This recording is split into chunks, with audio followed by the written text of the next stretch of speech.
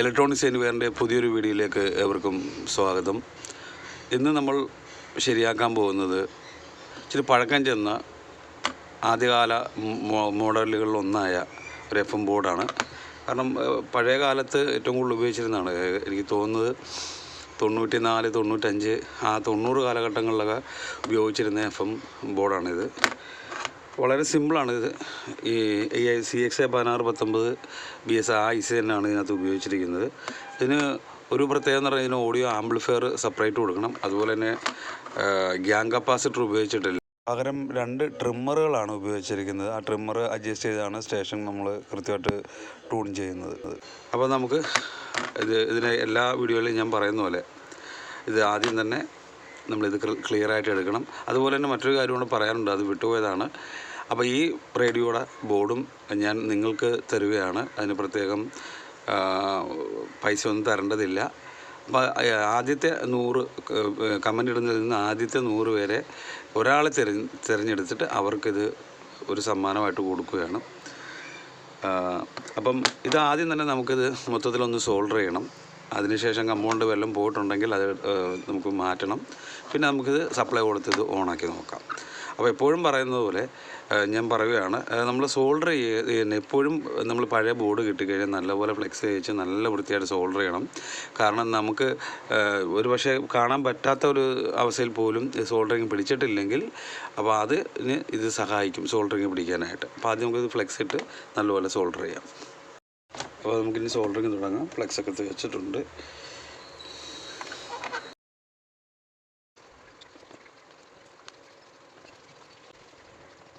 അപ്പോൾ നമ്മുടെ സോൾഡറിങ് കഴിഞ്ഞിട്ടുണ്ട്. അപ്പോൾ കമ്പോണൻറ്റുകൾ വല്ലതും പോയിട്ടുണ്ടോ എന്ന് ചോദിച്ചു കഴിഞ്ഞാൽ തീർച്ചയായിട്ടും ഇവിടുന്നൊരു സെറാമിക് ഫിൽറ്റർ പോയിട്ടുണ്ട്. അതായത് ഇതിൻ്റെ IF സ്റ്റേജിലെ ഫിൽറ്റർ പോയിട്ടുണ്ട്. അപ്പോൾ അതിന് പകരം നമുക്ക് വേറൊരു ഫിൽറ്റർ പിടിപ്പിക്കേണ്ടതുണ്ട്.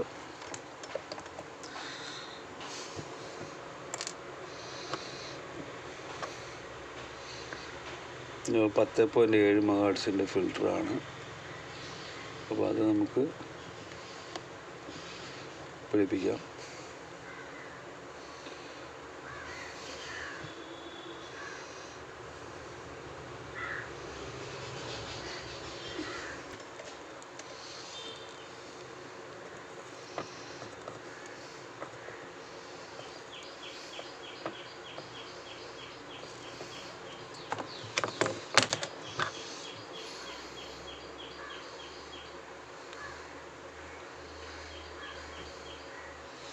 ഓക്കെ, അപ്പോൾ ഇതിൻ്റെ കമ്പോണൻ്റ് ഫിൽറ്റർ നമ്മൾ ഇട്ടിട്ടുണ്ട്. ഇനി നമുക്ക് ആവശ്യമെന്ന് പറയുമ്പോൾ പവർ സപ്ലൈയുടെ ലൈൻ കൊടുക്കുക എന്നുള്ളതാണ്.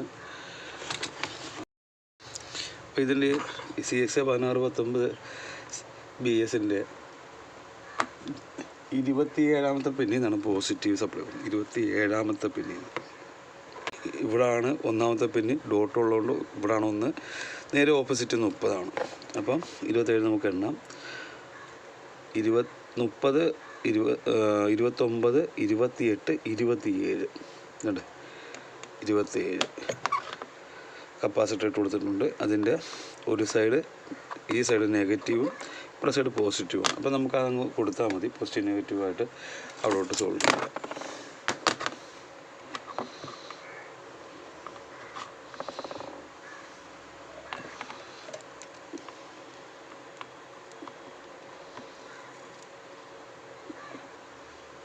ഓക്കെ, ഇനി അടുത്ത് നമുക്ക് നെഗറ്റീവ് കപ്പാസിറ്റർ നെഗറ്റീവ് തന്നെയാണ്. അതല്ലെന്നുണ്ടെങ്കിൽ ഈ പറഞ്ഞതുപോലെ ഈ IC-യുടെ 1ഉം 2ഉം നേരെ ഇതിലോട്ട് നെഗറ്റീവിലോട്ട് ഷോർട്ടായിരിക്കും. കണ്ടേ, 1ഉം 2ഉം ഇതുണ്ട്. ഇതാണ് 1ഉം 2ഉം നേരെ ഷോർട്ട്. കണ്ടോ? അതല്ലെന്നുണ്ടെങ്കിൽ 39, 29 നെഗറ്റീവ് തന്നെയാണ്. അപ്പോൾ അതും നമുക്ക് നോക്കാവുന്നേ ഉള്ളൂ. കാരണം ഇതിനകത്ത് സെപ്പറേറ്റ് ആംപ്ലിഫയർ ഉപയോഗിക്കാത്തത് കൊണ്ടാണ് ഈ 30ഉം 29ഉം പിന്നെ നേരിട്ട് നെഗറ്റീവിലോട്ട് കണക്ട് ചെയ്തിട്ടിരിക്കുന്നു. അത് നമ്മൾ പ്രത്യേകം മനസ്സിലാക്കേണ്ടതാണ്. ഓക്കെ, അപ്പോൾ നമ്മൾ നെഗറ്റീവ് സപ്ലൈ കൊടുത്തിട്ടുണ്ട്, സപ്ലൈ ലൈൻ കൊടുത്തു. ഇനി നമുക്ക് കൊടുക്കാനുള്ളതെന്ന് പറഞ്ഞു കഴിഞ്ഞാൽ നമ്മൾ സെപ്പറേറ്റ് ആയിട്ടൊരു ഓഡിയോ ആംപ്ലിഫയർ കണക്ട് ചെയ്യണം, എങ്കിൽ മാത്രമേ നമുക്ക് ഇത് വർക്ക് ചെയ്യാൻ പറ്റത്തുള്ളൂ. അപ്പോൾ അതിൻ്റെ ഒരു കണക്ഷൻ കൂടെ എടുക്കണം. ഔട്ട്പുട്ട് വന്നിട്ട് ഇതിൻ്റെ ഓഡിയോ ഔട്ട്പുട്ട് വന്നിട്ട് 24ാമത്തെ പിന്നിലാണ് ഇതിൻ്റെ ഓഡിയോ ഔട്ട്പുട്ട്, 24ാമത്തെ പിന്ന്. അപ്പോൾ 24 എന്ന് പറയുമ്പോഴത്തേക്കും നമുക്ക് കൂട്ടാം. ഇത് 27ാമത്തെ പിന്നിലാണ് നമ്മൾ പോസിറ്റീവ് സപ്ലൈ കൊടുത്തേക്കുന്നത്. 26, 25, 24 ഇതാണ് 24ാമത്തെ പിൻ. അവിടെ നിന്ന് ഒരു കണ്ടു 24ാമത്തെ പിന്നിൽ നിന്ന് ഒരു കപ്പാസിറ്റർ ഇട്ട് കൊടുത്തിട്ടുണ്ട്, കണ്ടോ. അപ്പോൾ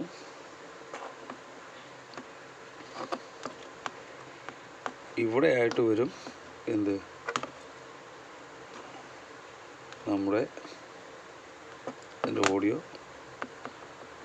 ഔട്ട്പുട്ട് ഇവിടെ ആയിട്ട്. ഇപ്പോൾ നമുക്ക് കണക്ട് ചെയ്യാം.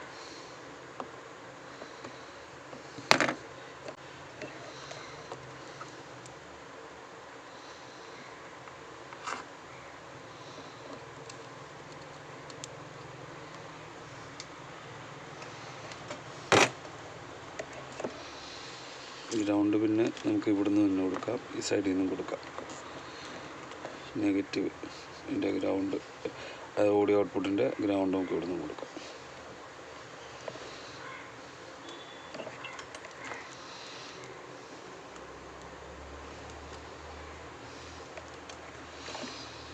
ഓക്കെ, ഇനി നമുക്ക് എടുക്കാനുള്ള കണക്ഷൻ എന്ന് പറഞ്ഞാൽ ആൻറ്റിനയുടെ കണക്ഷനാണ്. ആൻറ്റിനയുടെ കണക്ഷൻ എന്ന് പറഞ്ഞാൽ 13ാമത്തെ പിന്നിൽ നിന്ന് ഒരു കപ്പാസിറ്റർ ഉണ്ട്, അതിനോട് ചേർന്നൊരു ചെറിയൊരു ടാങ്ക് സർക്യൂട്ടും കാണും. അതായത് ഈ കോയിലും കപ്പാസിറ്റർ ചേർന്ന്. അപ്പം 13ാമത്തെ പിന്നെ നമുക്ക് നോക്കാം. ഇതുണ്ട്, ഇത് 1 ആണെങ്കിൽ ഇത് ഈ അറ്റം 15ആണ്, 34ആണ് മൊത്തത്തിൽ. ഇത് 15ാമത്തെ പിന്നാണ് 14, 13. ഇത് കപ്പാസിറ്റർ ഇട്ട് കൊടുത്തേക്കുന്നു, കണ്ടോ. കോയിലിട്ട് ഇങ്ങോട്ടും കൊടുത്തേക്കുന്നു. അതുപോലെ തന്നെ ഏർന്നൊരു കപ്പാസിറ്റർ ഇട്ട് കൊടുക്കുന്നത്. അപ്പോൾ നമുക്ക് കൊടുക്കേണ്ടത് ഇവിടെ ആയിട്ടാണ് അതിൻ്റെ ആൻറ്റിനയുടെ കോയിൽ വരുന്നത്. അതുകൂടെ കണക്ട് ചെയ്യാം.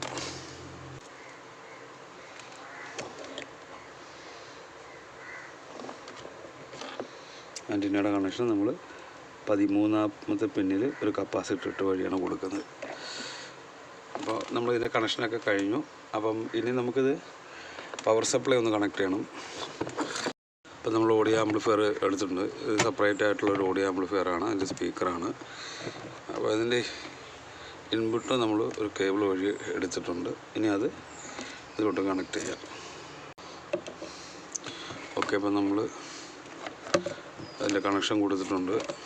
പിന്നെ നമുക്കിനി കൊടുക്കേണ്ടത് ആൻറ്റിനയുടെ ആൻറ്റിനയാണ്. ഓക്കെ ഫ്രണ്ട്സ്, അപ്പം നമ്മുടെ റേഡിയോയുടെ കണക്ഷൻ എല്ലാം ആയിട്ടുണ്ട്. അപ്പം ഇത് ട്യൂണിങ് ഇൻഡിക്കേറ്ററാണ് കൊടുത്തിരിക്കുന്നത്. അപ്പം നമുക്കിത് ഓണാക്കി നോക്കാം, ഇതെങ്ങനെയാണ് വർക്കിംഗ് എന്നുള്ളത് അറിയണമല്ലോ. അപ്പോൾ നമുക്ക് ഇത് ഓണാക്കാം.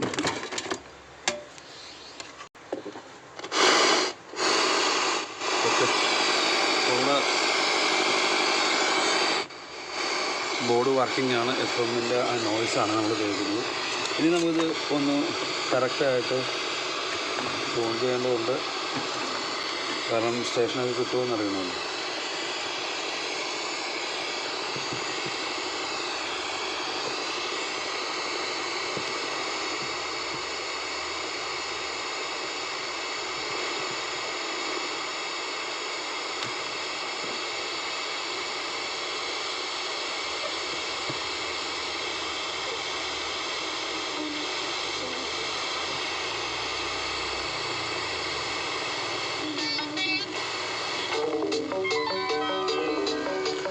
കണ്ടോ?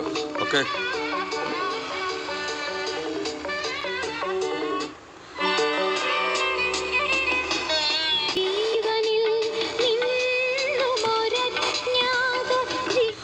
ഓക്കെ ഫ്രണ്ട്സ്, അപ്പോൾ ഇത് കോപ്പിറൈറ്റ് വരുമോയെന്ന് എനിക്കറിയില്ല, കാരണം പാട്ട് അധികം നേരം പ്ലേ ചെയ്ത് കഴിഞ്ഞാൽ കോപ്പിറൈറ്റ് വരും.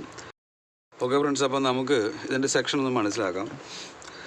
ഈ ഓസിലേറ്റർ സെക്ഷൻ എന്ന് പറയുമ്പോൾ FM-ൻ്റെ സംബന്ധിച്ച് ഓസിലേറ്റർ സെക്ഷൻ എന്ന് പറയുമ്പോഴത്തേക്കും ഈ ചെറിയ കോയിൽ കാണുന്നതാണ് എപ്പോഴും ഓസിലേറ്റർ സെക്ഷൻ. ഇതാണ് അതിൻ്റെ RF സെക്ഷൻ, ഇത് ആൻറ്റിന സെക്ഷനാണ്. അപ്പോൾ ഇത് ഇങ്ങനെയാണ് അതിൻ്റെ ഒരു ഘടന എന്ന് പറയുന്നത്. ഇത് വന്നിട്ട് FM-നെ വേർതിരിച്ചെടുക്കുന്ന FM-ൽ നിന്നും ശബ്ദത്തെ വേർതിരിച്ചെടുക്കുന്ന സംഭവമാണ് ഇതില്ലെങ്കിൽ FM ക്ലിയറായിട്ട് നമുക്ക് വേർതിരിച്ചെടുക്കാൻ പറ്റത്തില്ല. ഇതാണ് അതിൻ്റെ IF ഫ്രീക്വൻസി. അപ്പോൾ ഈ IF ഫ്രീക്വൻസി എന്ന് പറഞ്ഞു കഴിഞ്ഞാൽ നമ്മളുടെ റേഡിയോ ഒരു വൈഡ് ഫ്രീക്വൻസിയിലാണ് വർക്ക് ചെയ്യുന്നത്. അപ്പോൾ ഈ FM-നെ സംബന്ധിച്ചാണെങ്കിൽ 88 തൊട്ട് 108 വരെയാണ് അതിൻ്റെ ഫ്രീക്വൻസി റേഞ്ച് എന്ന് പറയുന്നത്. അപ്പോൾ അത്രയും ഫ്രീക്വൻസി റേഞ്ചുള്ള ആ റേഡിയോയിൽ അത് നന്നായി വർക്ക് ചെയ്യണമെങ്കിൽ യഥാർത്ഥത്തിൽ ഓരോ ഫ്രീക്വൻസിക്കും അനുസരിച്ച് നമ്മൾ ട്യൂൺ ചെയ്ത സർക്യൂട്ട് ഉപയോഗിക്കേണ്ടി വരും. എന്നെങ്കിൽ മാത്രമേ അത് ആംപ്ലിഫിക്കേഷൻ കൃത്യമായിട്ട് നടക്കത്തുള്ളൂ. അപ്പോൾ ഓരോ സ്റ്റേഷനും നമ്മൾ എടുക്കുമ്പോൾ അതിൻ്റെ മറ്റുള്ള സംഭവങ്ങളെല്ലാം തന്നെ നമ്മൾ അതിനനുസരിച്ച് ട്യൂൺ ചെയ്യണം. അപ്പോൾ അതൊരു വലിയൊരു ബുദ്ധിമുട്ടുള്ള കാര്യമാണ്. അതിന് പകരമായിട്ടാണ് ഈ ഹെറ്റഡോയിൻ എന്നുള്ള രീതി, അതായത് നമ്മൾ സ്വീകരിക്കുന്ന വൈഡ് റേഞ്ചിലുള്ള സ്വീകരിക്കുന്ന ഫ്രീക്വൻസി ഏതെങ്കിലും ഒരു ഫിക്സഡ് ഫ്രീക്വൻസിയിലേക്ക് കൺവേർട്ട് ചെയ്യുക. അതാണ് ഈ IF എന്ന് നമ്മൾ ഉദ്ദേശിക്കുന്നത്. അപ്പോൾ ഇവിടെ 10.7 MHz ആണ്. അപ്പോൾ അതിലേക്ക് ഈ നമ്മൾ സ്വീകരിക്കുന്ന എല്ലാ ഫ്രീക്വൻസിയും കൺവേർട്ട് ചെയ്തതിന് ശേഷം അതിനെ വിപുലീകരിച്ചാണ് നമ്മൾ ഉപയോഗിക്കുന്നത്. അപ്പോൾ അതുകൊണ്ടുള്ള നേട്ടം എന്ന് പറഞ്ഞാൽ എല്ലാ ഫ്രീക്വൻസിയിലും നമുക്ക് പോകാൻ പറ്റും. അപ്പം അതിന് സഹായിക്കുന്നൊരു വസ്തുവാണ് ഓസിലേറ്റർ കോയിൽ. ഓസിലേറ്റർ കോയിലാണ് ഈ IF ഉണ്ടാക്കാൻ വേണ്ടി ഉപയോഗിക്കുന്നത്. അതായത് മിക്സറിലോട്ട് ഓസിലേറ്ററിൻ്റെ ഒരു ഔട്ട്പുട്ട് കൊടുക്കും. അതേപോലെ തന്നെ നമ്മൾ സ്വീകരിക്കുന്ന റേഡിയോ സ്റ്റേഷൻ്റെ ഇൻപുട്ടും വരും. ഔട്ട്പുട്ടിൽ എന്താ വരുന്നതെന്ന് വെച്ച് കഴിഞ്ഞാൽ ഈ IF-ൻ്റെ ഫ്രീക്വൻസി ആയിരിക്കും വരുന്നത്. ആ IF ഫ്രീക്വൻസി മാത്രമല്ല പല ഫ്രീക്വൻസിയും വരും. അതിൽ നിന്ന് ഒഴിവാക്കാൻ IF ഫ്രീക്വൻസിയെ മാത്രം സ്വീകരിക്കാൻ വേണ്ടിയാണ് ഈ IF ഫിൽട്ടർ കൊടുക്കുന്നത്. അപ്പോൾ എല്ലാവർക്കും മനസ്സിലായി കാണുമെന്ന് വിശ്വസിക്കുന്നു. അപ്പോൾ നമുക്കത് ഓണാക്കിയൊക്കെ നോക്കാം. അപ്പോൾ ഇന്നത്തെ അല്ലെങ്കിൽ ഈ ഒരു ടൈമിൽ നമുക്കറിയാം, നമുക്ക് ചുറ്റും കണ്ടുകൊണ്ടിരിക്കുന്ന ഏറ്റവും പ്രധാനപ്പെട്ട ഒരു കാര്യം അല്ലെങ്കിൽ സംസാരമാവുന്ന ഒരു ടോപ്പിക് എന്ന് പറയുന്നത് ഗോൾഡ് റേറ്റ് ആയിരിക്കും. സ്വർണത്തിന്റെ വില ഇന്നത്തെ 59,000 എത്തി നിൽക്കുകയാണ്. എന്ന് 1,00,000 എത്തും എന്നുള്ളൊരു സംസാരം പലയിടങ്ങളിലൊക്കെ നടക്കുന്നുണ്ട്. അപ്പോൾ എനിക്ക് തോന്നുന്നു നമ്മളിപ്പോൾ സ്നേഹം കൂടുമ്പോഴേക്കും നമുക്ക് പ്രിയപ്പെട്ട ആളുകളെ വിളിക്കുന്ന കുറച്ച് പേരുകളുണ്ടല്ലോ. തങ്കക്കുടമെന്നും എന്താ പറയുക, എൻ്റെ പൊന്നെന്നും, എന്താ പറയുക, പവിഴമെന്നും, അങ്ങനെയൊക്കെ നമ്മൾ ഒരുപാട് വിളിക്കാറുണ്ടല്ലോ. ഏറ്റവും കൂടുതൽ ഈ സ്വർണം ചേർത്തിട്ടാണ് നമ്മൾ കൂടുതൽ സ്നേഹപരിമഴിക്കും വിളിക്കുന്നത്. അത് മാത്രമല്ല, ഭയങ്കര അടിപൊളിയായിട്ടുള്ള ഒരു അച്ചീവ്മെൻ്റ് ഒക്കെ ആണെങ്കിൽ അതൊരു ഗോൾഡൻ അച്ചീവ്മെൻ്റ് ആണ്, അല്ലെങ്കിൽ ഇത് സുവർണ്ണ ലിപികളിൽ എഴുതേണ്ടതാണ് എന്നൊക്കെ നമുക്കുള്ള പറയുമല്ലോ. ഇപ്പോഴാണ് എനിക്ക് തോന്നുന്നു ഈ ഒരു വാക്കുകളുടെ മീനിങ് ഏറ്റവും പീക്കിൽ. ഓക്കെ ഫ്രണ്ട്സ്, അടിപൊളിയായിട്ട് നമ്മുടെ റേഡിയോ വർക്ക് ചെയ്യുന്നുണ്ട്. അപ്പോൾ വീഡിയോ ഇഷ്ടമായി കഴിഞ്ഞാൽ മറക്കാതെ കമൻറ്റുകളൊക്കെ എഴുതാനായിട്ട് മറക്കരുത്. അപ്പം അതുപോലെ തന്നെ നിങ്ങൾ കമൻറ്റുകൾ കൃത്യമായിട്ട് രേഖപ്പെടുത്തണം. ആ രേഖപ്പെടുത്തുന്ന കമൻറ്റുകൾ ആദ്യത്തെ 100 പേരിൽ നിന്ന് ഒരാളെ തിരഞ്ഞെടുക്കും. അവർക്കുള്ളതാണ് ഈ റേഡിയോ ബോർഡ്. അതും തികച്ചും സൗജന്യമായിട്ടായിരിക്കും. അതിന് പ്രത്യേക കാശോ കാര്യങ്ങളൊന്നും ഞാൻ വാങ്ങിക്കുന്നില്ല. അതോടൊപ്പം തന്നെ നിങ്ങൾക്ക് എൻ്റെ വീഡിയോകൾ ഇഷ്ടമാണെങ്കിൽ തീർച്ചയായിട്ടും ലൈക്ക് ചെയ്യുക, അതുപോലെ തന്നെ സബ്സ്ക്രൈബ് ചെയ്യുക, മറക്കാതെ ബെല്ലൈക്കൺ എനേബിളും ചെയ്യുക. അപ്പം പുതിയൊരു വീഡിയോ ആയിട്ട് വീണ്ടും കാണാം. എല്ലാവർക്കും വീഡിയോ ഇഷ്ടപ്പെട്ടു എന്ന് വിശ്വസിക്കുന്നു. ഓക്കെ.